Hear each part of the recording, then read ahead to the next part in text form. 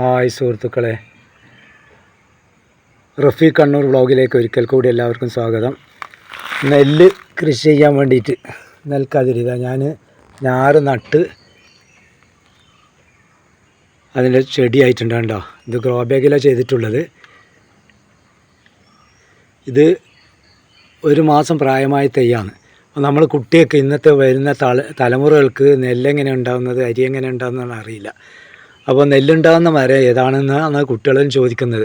നമ്മൾ സ്കൂളിലും മദ്രസയിലൊക്കെ പഠിപ്പിച്ചു കൊടുക്കുന്നുണ്ട്. ഞാറും എന്നൊക്കെ പറഞ്ഞ് ഞങ്ങൾക്ക് പറഞ്ഞ് പഠിപ്പിച്ചു കൊടുക്കുന്നുണ്ട്. പക്ഷേ കുട്ടികൾക്ക് അറിയില്ല. നമ്മളിത് പറഞ്ഞു കൊടുക്കാമെന്നല്ലാണ്ട് ഞാറെന്താണ് നെല്ലെന്താണെന്നും കുട്ടികൾക്ക് അറിയില്ല. അപ്പോൾ അത് കുട്ടികൾക്ക് മനസ്സിലാക്കി കൊടുക്കാൻ വേണ്ടിയിട്ടാണ് ഞാൻ എൻ്റെ വീട്ടിൽ തന്നെ ഇതുപോലെ നെല്ല് പാകി മുളപ്പിച്ചിട്ടുള്ളത്. അതിൻ്റെ തൈയാണിത്. ഇതാണ് ഞാറ്. നല്ല ഞാറ് ഗ്രോ ബാഗിൽ നല്ല ഗ്രോത്തോടു കൂടി വളരുന്നുണ്ട്. അപ്പോൾ ഞാൻ അതിൻ്റെ കൂടെ മറ്റുള്ള പച്ചക്കറി ഇടയിലാണ് ചെയ്തിട്ടുള്ളത്. അപ്പോൾ ആ വെള്ളം തന്നെ മതി, ആ വളവും മതി നന്നായിട്ട് വളരാണ്.